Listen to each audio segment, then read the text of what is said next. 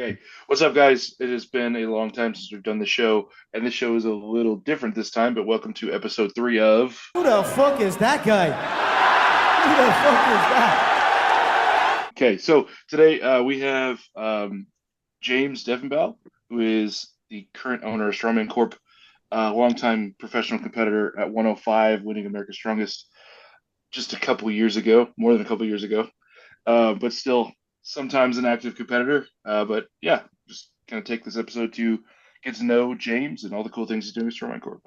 Welcome. Yeah, thank you. Glad to be here. I guess a little background of yourself would be really useful to the people that might not know you, because I feel like especially overseas, they might not know who you are, James. And since you're probably gonna meet a lot of them, considering what the Arnold amateur is now, we kind of cool to get to know who you are and how you ended up being in the position that you're in. Yeah, so I've been competing since 2007, I believe. Getting my pro card at 2014 Nationals, winning the Strongman Cup Nationals. Um, and then, I became America's Strongest Man ever since. And 2017 is when I won America's Strongest Man. 2018, This I is tried the to go 105 heavyweight. division. The 105 division, yes, Okay. yeah. I'm usually good about clarifying. I don't want to pretend like I won the heavyweights, but yeah, 2017 I won ASM 105. I tried to go up to heavyweight at that time. But that kind of started a chain of injuries and back injury that pulled me out of deadlifting heavy for until pretty much a year and a half ago. Wow. So I still came back and competed, but it was a uphill battle for sure. Yeah. For sure. Maybe That- around, yeah, when I got my pro card, when I won ASM in 2017, in 2018, I started volunteering more with Strongman Corporation. I scored the 2018 America's Strongest since I wasn't competing there, and I hadn't missed one since I got my pro card. Of course, I didn't want to start missing them. So I did the online scoring where the scores were instantly posted online as the events happened, which I think is the first big show that we did that in. Hmm. I took over general scorekeeping for like nationals and things like that.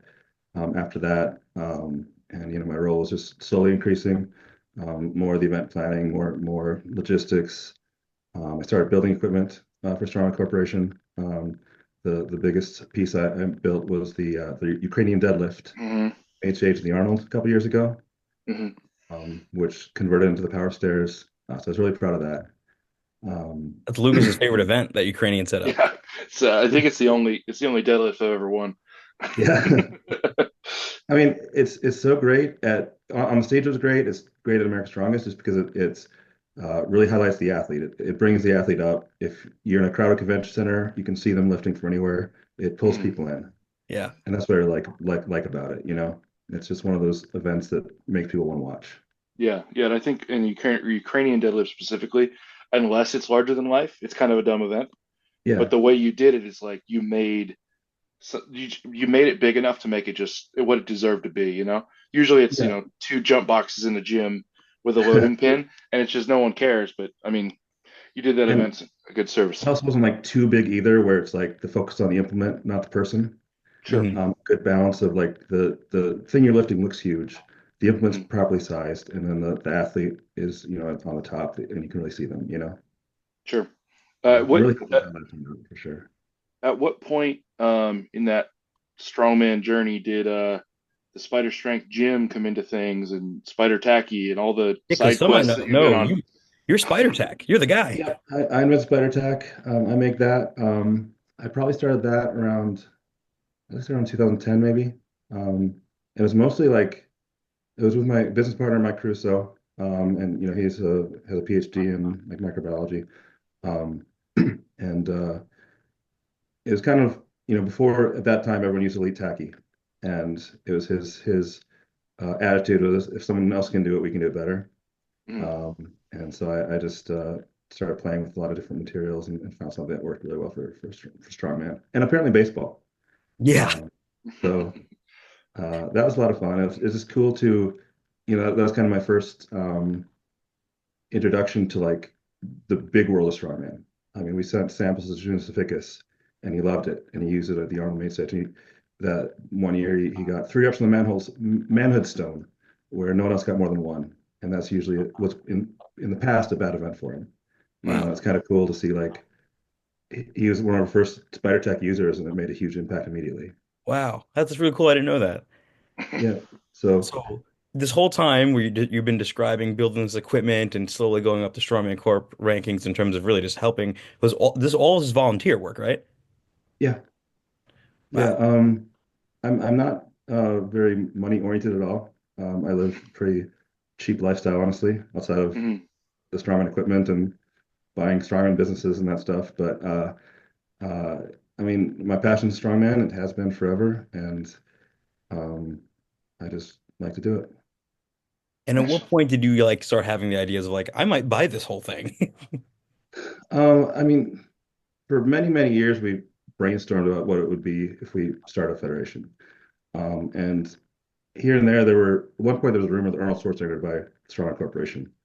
And that's kind of maybe accelerated my like wanting to help more. Like, okay, if he buys it, Dion wouldn't stick around too long probably, so I could be the one to run it because how cool would that be to, your boss is Arnold. Yeah. Um, and then from there, it more became like my plan to when I retired from competing, to try to buy it because I knew it was somewhat for sale, always. Um, and so, and when I thought I was going to retire was when the Rod Hardesty scandal came out, when he was looking to buy it, Hmm. and that was like kind of disappointing, but I was at least hoping to work with them or something like that. And then when that fell through, that's when I pursued it more, and it still took a year or two, a couple of years before we finished the negotiations and everything. Wow. Okay. Nice. That's quite the process to get to this point eventually. And now that you have it, what would you say, I guess, kind of like overarching goals that you have with the company? And how do you think that impacts now the new format that's being implemented on the Arnold ProAm that's for the inaugural year happening this year? I mean, one of the biggest things is I want, you know, paths that make sense. I want one real world championship, one real world champion. That was my, and if any, we may have taken a small step back in that goal, but just the system needs to make sense, and more federation's a bad thing. I think everyone can Mhm. agree to that. And like when USS started, I was actually optimistic. I was like, okay, cool, we got competition. That's going to make things better. Then looking back, it didn't make anything better. It actually made things a lot worse. Now we Mhm. got everyone fighting. We got no one, not twice as many national champions, like three times more national champions because of all the additional classes they had.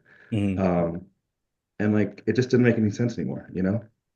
And I looked at USAW, and there's one federation weightlifting, and that's awesome. And they have their own share of drama and everything like that.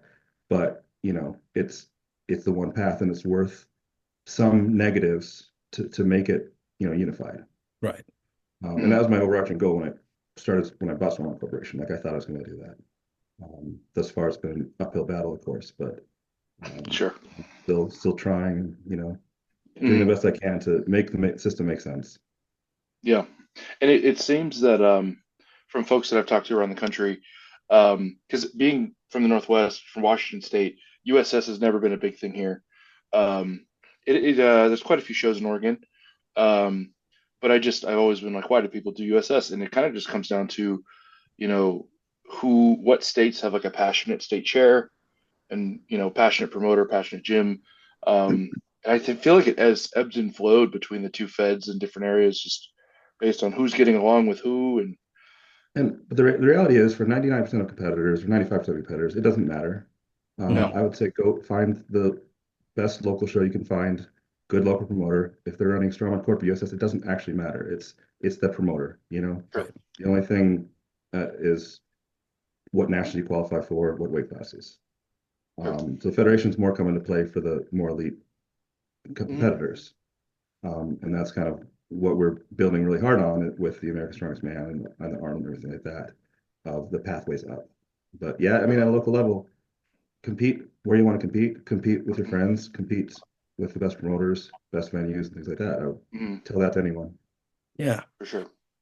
One thing I find really interesting about the idea of the Arnold being a pro-am now, in particular, Arnold Amateur, which I guess we can't really call it the amateur anymore, it's called the pro-am, is that before, in for certain weight classes, the Arnold actually served as a true world title. in particular the 80 kilo men, the what other division was it as well? No, like 120 kilo men now, things like that. Classes that essentially didn't have pro cards, so they could keep returning, right? But now with it being a pro-am, it essentially functions as a weight class world title every year now, and something totally worth fighting for. Because before, depending on the class that you were in, there was just one, or mostly just one weight class world title show in official strongman games. But I think having this now, it really kind of brings all that old school flavor back, where it used to be considered a world title, like for the 80 kilo men, for example. And I think we'll see a lot more participation from international folks because of it. Hmm. Yeah, I think with the Arnold, it kind of made sense to not allow pros for some time because initially Americans would always win anyway because they had such an advantage, and that advantage is gone. I think at the time, like culturally, the international competitors would show up the day before weigh-ins like everyone else, and they'd be jet lagged and they'd lose. Mm, Now every good international competitor is showing up like 3, 4 days early. They're taking it very seriously, and we're not seeing that anymore. We're not seeing American domination like we did initially with these shows. right. So in that regard, yeah, now it's more even playing field. Plus the part of the amateur thing, it's almost just like we need to differentiate from the Arnold Classic, Arnold Strongman Classic. We can't call it Arnold World Championship because we don't want them to think our show is the same thing as the thing that Thor's competing at. Right. Um, and so, I mean, one of the challenges was how do we title it? How do we word it? And what it kind of settled on is effectively three parts, three shows: the Arnold Lightweight World Championship, Arnold Middleweight World Championship, and Arnold Pro-Am. I'm still not sure if that's the right way because like right now we're kind of all calling it the Arnold Pro-Am. Right. Sure. But just I want it to be clear the lightweights and middleweights. So 80, 90, 105, 120 for men. Hmm. In all the women's classes, um, that's a world championship. Yeah. The heavyweight is not a world championship. It's not the same thing, just because clearly, it's not the best heavyweight men in the world.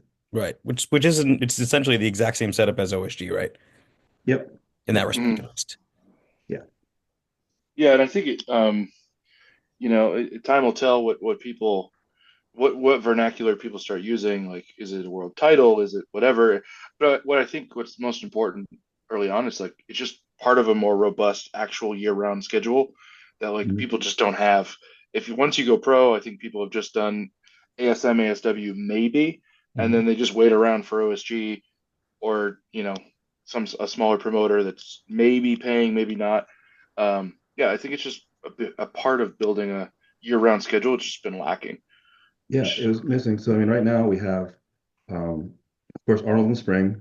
ASM, ASW is always planned to be in the summer. Often it ends up later, but the goal is always been in the summer.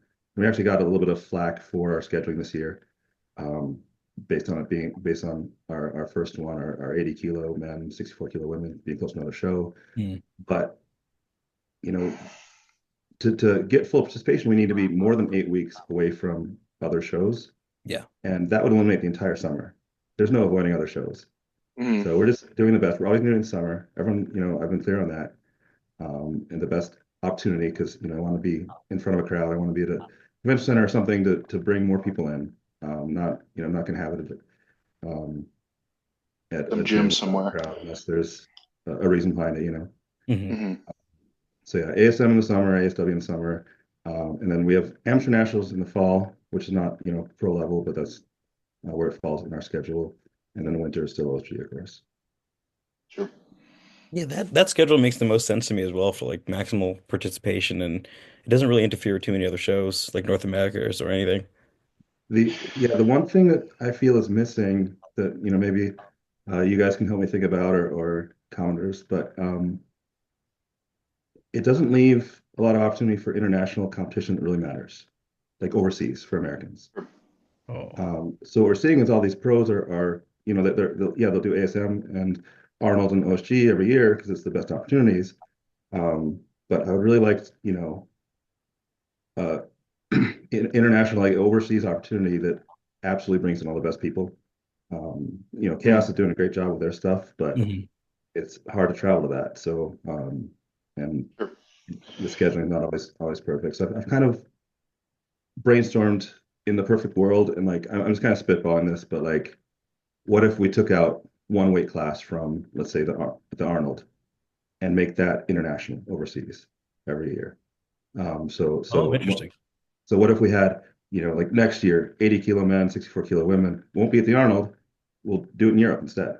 Like that would be like it's just something I've been brainstorming. I would love to I do think it's something kind of like that. cool. Could be. Yeah, like Because on yeah, it's like on a I've rotation. That way it Well, gets easier. you might be able to piggyback the Arnold UK as far as an expo is still happening. It's Mhm. just the Arnold Classic portion, I believe, is just not going to happen. It sounds that way, but I think it might happen next year. yeah. Well, so it Um, might be an interesting, like just the easy host for a like international class. yeah, I think Yeah, it's as long as we Unbreakable can bring the Promotions too same that puts that on. profession. What was yeah, that? I think it's Unbreakable Promotions that puts that Arnold show on too. So maybe even contacting that gentleman. Yeah, as long as we can bring the same professional production sure, and for our American pros, maybe try to help finance that travel. yeah. I think that'd Because be awesome to be honest. So, yeah, I mean, go ahead. yeah. So I was coming with ideas. Like, I don't want, this to be a new rumor that we're doing this. Sure, But, sure. I've been competing for 17, 18 years, mostly at a high level, and I've never competed overseas. And like, I'm hoping to fix that if I can in a month. But like, it's an opportunity that people should have that, where a show that really matters. Yeah. Sure, sure. Well, so this is actually something I was pretty curious about during the time when Dion was running things, because I know there's a lot of shows overseas that qualify international athletes for the Arnold. Are there any other countries where there's decent traction with Strongman Corp as an organization there, or is it just friendly relations between Strongman Corp and a local Fed? Like, what's the Um, international scene look like? they've licensed shows to be Arnold qualifiers. Mhm. Um, that and that had been a rough point because I didn't actually know everyone that was um, licensed to do that, and I don't know if I got the invites out that needed to be had this year, so we might be low on international representation this year. Obviously, Mhm. going to fix it next year. Um, Sure. but I mean, the important thing is I want the best competitors from around the world. So we made OSG qualify for the Arnold this year. Mhm. Uh, It's a good we move. made and for Canada and Mexico, we have Strongman Corporation Canada, Strongman Corporation Mexico, of course. Um, I it might be more the path of trying to define what the best national championships are in these countries, Hmm. making those qualifiers rather than licensing specifically. Again, I'm not worried about the sanctioning fees as much as getting the best competitors. Right. It's hard though because I don't know most of the stuff about all these different countries, federations.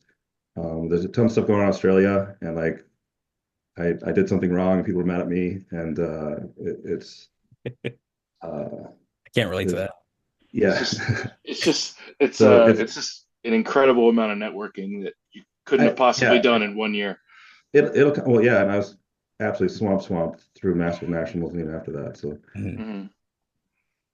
One thing I so wanted to ask you about, because I talked to some athletes who were at OSG and thereafter, I talked to them after the show who didn't know this, what you just said, for example. So is it official that if you were at top 10 at the official Strongman Games, you get an Arnold Pro-Am invite? yeah, it's on our event page under qualification standards, I believe. That's awesome Um, because so many people didn't know that. well, and I wasn't able to email everyone because I don't have their email addresses. Right. So I, top 10, any weight class, you're going to the Arnold Pro-Am if you so choose. yeah, and definitely not, there's lots and lots of things we could have done better. I could have done better. No, Um, it's good to know. It gets to be a clip and share it. yeah, most of our stuff is on Instagram only. Like I don't have the email list for everyone. I don't have this and that. Trying to get going as much as I can, but there's only so many hours in the day. But yeah, Mhm. if you've got top 10 at the OSG, you can come, you can sign up. Awesome. And one more thing in relation to OSG that this is more so me trying to strong arm you into something. Um, out of curiosity, if someone were to podium at OSG, official strongman games, would you then consider them a pro within your circuit? No, we're keeping pros as Ah, one okay. corp. I mean, and we didn't do retroactive pro cards either. Oh, you Um, didn't? no retroactive. Oh, okay, fair enough. So you have to qualify for, and I mean I think that's fair because pro cards you have to get them once, and people Sure. you can do it once. Uh, Sure. it's Fair got to be enough. hard. It's got to be. We got some great programs coming up. I think the next one is Matt Mills, or we Olympic City programs next in March in Colorado. Um, There's the Scott House Ron, Memorial ProAm in Georgia in April. Ronnie's doing Connecticut Scottish Vegas. Man. What was that? Isn't Ronnie's doing Vegas in April, right? Yep. Yep. Heavyweights, Ronnie in April. We'll be posting on social media soon, our prime schedule and our regional schedule. Mm. Just finishing that up soon. And with the Uh, pro-ams, what is that? So again, so people overseas that might not know, what are these pro-am shows? What function do they serve? And can anyone sign up, even international folks? yep. So our higher level, have the normal strong corporate section shows, which are nationals qualifiers that Mhm. you're in every state. Um, Then we have the regionals, which are primarily Arnold qualifiers. Okay, So they offer every single class. It's supposed to be run like a little nationals. It also earns you a regional champion title. cool. And then the other option is the Pro-Am. And Pro-Ams are different in that not every class is a Pro-Am class. Each one has either typically either two or four Pro-Am classes. I know right now the Las Vegas one is heavyweight men only, but generally we're asking every men's class has a corresponding women's class as well with the same prize money.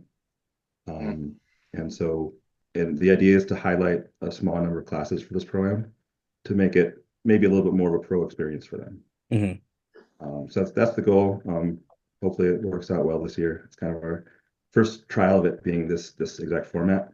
Sure. Mm. But yeah, it's all of our prime meet event promoters are excellent. These are gonna be great shows. I believe they're gonna be live streamed. Mm. I'm looking forward to it. And if you were to podium at one of these shows, let's say as an amateur, you then get to get a pro card, right? And then what function would that pro card do? And can anyone potentially sign up for that pro-am? Let's say if they're from England or Zambia or wherever. Anyone can sign up. You know, we don't have many pro opportunities outside of the United States. So we never really did pro cards outside of American athletes at the Arnold, for example. We did for a while with women's classes. We had strongest woman in the world, but we haven't had that in a few years. Hmm. And so it doesn't really make sense, I guess, outside of the Arnold to do pro cards, because I want to make it a reason to get them, and Right. that's effectively the lifetime ASM, ASW um, invite, and now the um, Arnold, and then trying to get more reasons to get a pro card from that. Sure. Sure. I mean, there's a lot of ideas like pro jackets every so often, things like that. Just trying to make it, all those little benefits that we can offer, Sure. which was also part of the reason why we don't do retroactives because um, we're going to try to invest a decent amount of money into the pros to make it cool. You know. Yeah, for sure. Interesting. I Yeah, was going to ask too. Oh, sorry, you got someone to say, Luis? oh, go ahead. Go ahead. I was going to ask, but two questions in relation to international pros, because I feel like this is really pertinent for the people that might be interested in the pro-am. Like for example, I know Andy Black has actually signed up for the Las Vegas show, and he's a Scottish pro. He's won Scott and Strongest Man.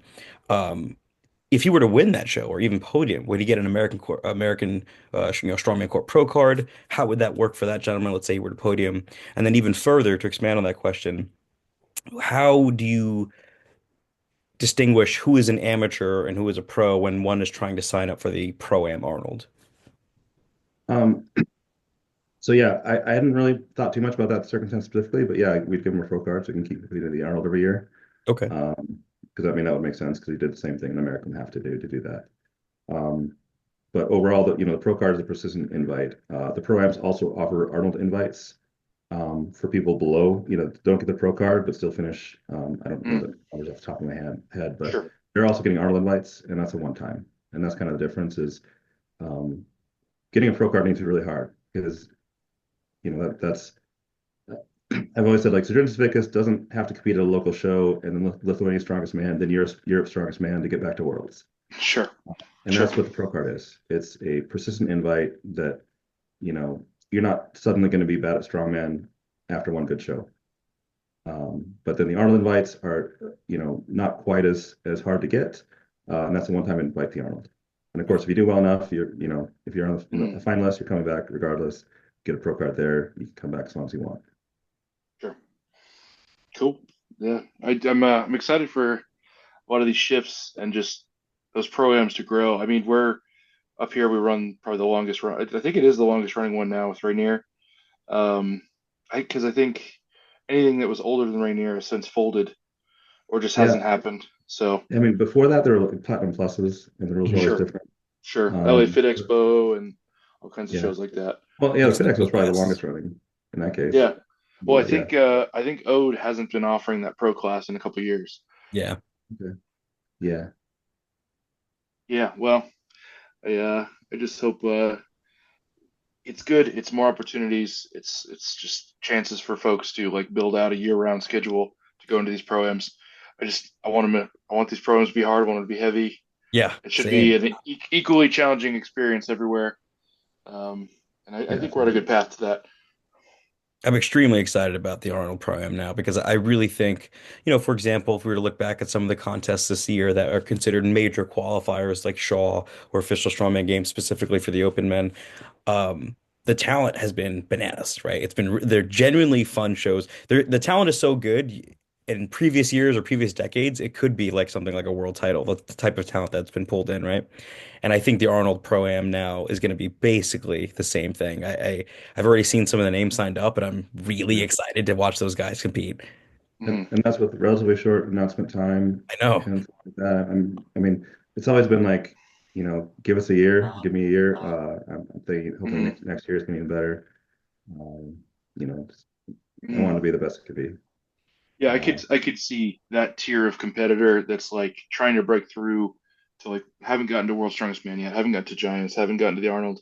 I mean, those type of guys, they're going to compete like 3 times a year, and I think it's going to be the Arnold Pro Am, the Shaw Open, and OSG, and they're just going to keep fighting, try to break through that ceiling. I think it's going to be just a similar top 10 at all three of those shows, and it's going to be a battle to get through. yeah. I mean, yeah, been hearing nothing but good things about the Shaw Mm, Open. Um, It was yeah, good. It was good. I got to coach there. It was a good time. yeah, it looks cool. And Brian's so passionate about the sport too, he's mm, not doing it to make money. I think he'd still be competing if he was just a little bit younger and healthier. Yeah. So yeah, it's exciting to see where what that builds up to. Obviously sure. we don't want to take too much of your time, but I'm just curious for those that again are still kind of getting to know you and get to see these big opportunities. What is like a 5-year goal you might have for Strongman Corp? What direction do you see this? Because it's a pretty large company and probably an even larger opportunity for you. Where would you like it to go? Where do you really see it going? Um, I mean, I would like to kind of partner more internationally. Um, I mean, that's a big part of it is if we can build out a system that makes things easy and makes promoting easy and everything like that, and um, give it to these international federations to like, again, anything we do to make things better, whatever, I want anyone else to be able to use it as well. Right. So it'd be nice to go globally as affiliate. We wouldn't own anyone else's federation internationally, but um, grow that internationally. Um, I do really want to build up the drug tested strongman. I want that opportunity to be there. Cool. Regardless of people's personal feelings, like a lot of people I think don't do strongman because they think they need to use drugs to do well. Hmm. I don't think that's true at all. I know lots of people that have gotten pro cards completely drug free. Yeah. They've done very, very well. But that stigma exists. Um, I know a ton You're of looking to build USAPL like lifters are. different divisions that are tested. Is that what you're saying? Yeah, it would be. I mean, I don't know exactly the direction, but something I actually first brought up on Greg Knuckles' podcast, probably in 2019, 2020, is a drug tested national championship Hmm. using the same local shows as qualifiers for it. Just with like, instead of just the winner getting qualified, it'd be top three. Right. Mm, Because again, a local show, the drug side of things, I don't think matters much at all. no. Tons of drug-free people will dominate any local show. Yeah. And other people might disagree, but I feel strongly about that. But the national level is where it's going to matter more. Hmm. And I would really love to see that path as a start, and then Mm, go from there. It's hard to just put in drug tested because strongman isn't like powerlifting where we have Wilks or dots. We need to compete against people, and there's a limited number of strongman competitors out there. Period. So now, if we're dividing them in half with tested and not tested, now our local shows aren't as good. Yeah, So it needs to be done in a smart way, you know? Sure. sure. But again, we have a stigma. I have tons of USAPL lifters that I think would do strongman, but are afraid to, that it'll look bad if they're doing an untested thing. Sure. Um, so I, it's um, tons of people choose not to do drugs, and I think I want to give them better opportunities if they do that. Yeah.